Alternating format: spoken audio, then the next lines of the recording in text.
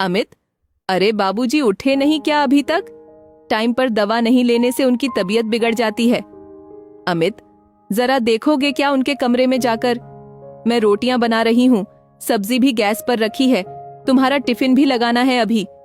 जागते ही चाय चाहिए उनको, वो भी सुबह ठीक 7 बजे। अब तो 7:45 बज रहे हैं, आज चाय चाय करते किचन तक आए भी नहीं। अदिति की बातें सुनते अमित को भी आश्चर्य हुआ। बाबूजी आज अभी तक उठे क्यों नहीं? वो तुरंत उनके कमरे में गया। बाबूजी अभी बिस्तर पर ही थे, गहरी नींद में। अमित ने उन्हें आवाज दी, बाबूजी उठिए, 8 बजने को आए, आज चाय नहीं पीनी क्या?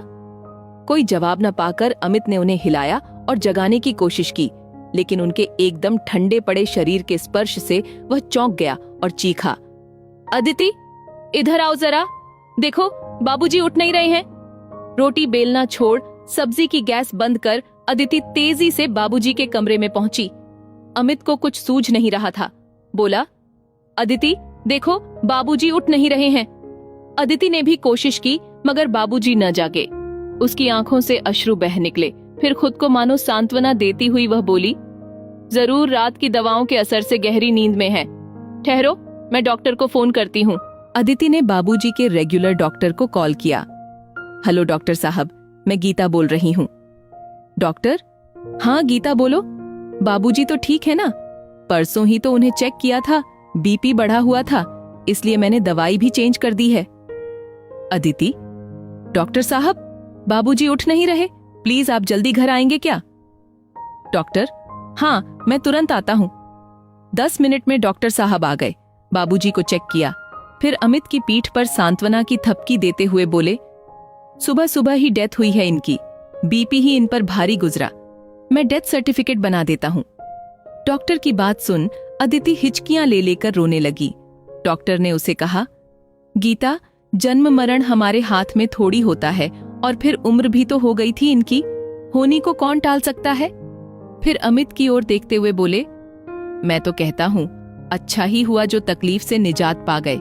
अल्जाइमर रोग बहुत तकलीफ देह होता है, खुद पेशेंट के लिए भी और उसके नाते रिश्तेदारों के लिए भी।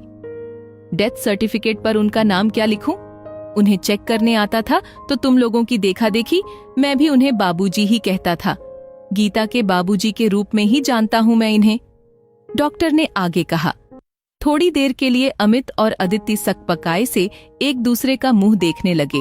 फिर गीता ने चुप्पी तोड़ी और डॉक्टर से बोली, डॉक्टर साहब मेरा नाम गीता नहीं अदिति है।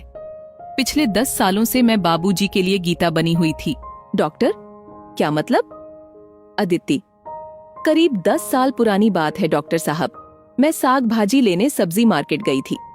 खरीदारी के बाद जब मार्केट से बाहर आई और किसी खाली रिक्शे की तलाश में इधर उधर देख रही थी, तभी गीतास गीतास पुकारते एक बुजुर्गवार मेरे करीब पहुंचे और मेरी बांह पकड़ मुझसे बोले, गीता अरे मुझे अपना घर ही नहीं मिल रहा।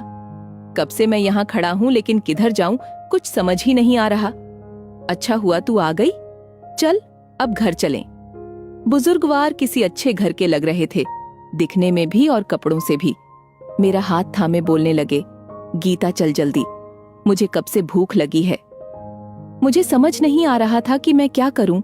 बुजुर्गवार की स्नेहमयी मीठी वाणी सुन सोचा कि उनको घर ले जाती हूं, कुछ खिलाकर शांति से उनका एड्रेस पूछती हूं और फिर उन्हें उनके घर छोड़ आती हूं। अतः रिक्शे पर हम दोनों घर आए। घर पहुंचते ही बुजुर्गवार बोलने लगे, गीता जल्दी खाना दे, बहुत भूख लगी है। मैंने जल्दी से थाली में उन्हें उपलब्ध भोजन परोसा तो कई दिनों के उपवासे जैसे वे तेजी से खाने लगे। भरपेट भोजन के बाद मैंने उनसे पूछा, बाबूजी आप कहाँ रहते हो? याद है क्या आपको? चलो मैं आपको आपके घर छोड़ आती हूँ। बुजुर्गवार बोले, अरे गीता यही तो है अपना घर। मुझे कुछ सूझ नहीं रहा था। फिर वे बाहर सोफे पर ही सो गए।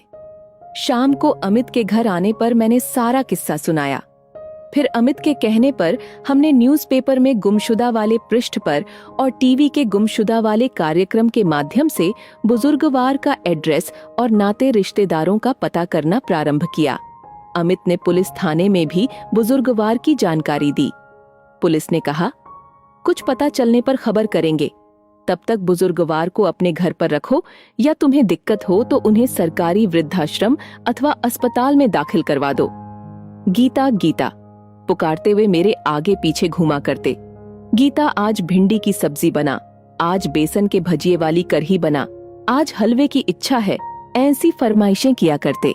उनकी बातें, उनका अपनापन देख सुन मेरा मन भर भर आता। बड़े हक से वे मुझे हर बात कहते जो मुझे भी बहुत भाता। हफ्ता गुजर गया लेकिन उनका कुछ पता नहीं चला। उनसे कोई हेल्प नहीं मिलती, लेकिन घर में रह रहे एक बुजुर्ग का अस्तित्व हमें खूब अच्छा लगने लगा।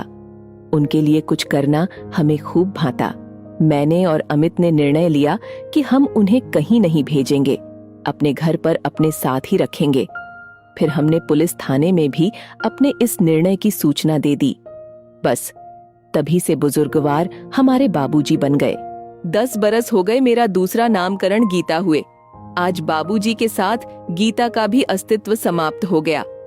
बोलते हुए अदिति की आंखों से पुनः झरझर आंसू बहने लगे। अदिति से सारा किस्सा सुन डॉक्टर निशब्द हो गए। थोड़ी देर बाद बोले, इतने सालों में मुझे जरा भी महसूस नहीं हुआ कि ये तुम्हारे पिता नहीं बल्कि कोई गैर है। सच कहूं तो अल्जाइमर बड़ा गंभीर रोग है। आजकल वृद्ध लोगों में यह समस्या बढ़ती ही जा रही है। आज के दौर में खुद की औलादें अपने माता पिता को साथ रखना पसंद नहीं कर रहीं। पैसे प्रॉपर्टी वसूली कर वृद्ध माता पिता की जवाबदारी से मुंह मोड़ लेने का चलन समाज में बढ़ गया है। दिनों दिन वृद्धाश्रमों में भीड़ बढ़ती ही जा रही है, लेकिन इसी समाज में आप जैसे लोग भी हैं, यह मेरे लिए बेहद आश्चर्य का विषय है। फिर डॉक्टर साहब खामोश हो गए। उन्होंने अमित और अदिति की पीठ पर प्यार और सांत्वना भरी थपकी दी। फिर बाबूजी का डेथ सर्टिफिकेट उन्हें सौंपा और डबडबाई आंखों से घर के मुख्य द्वार की ओर बढ़ गए।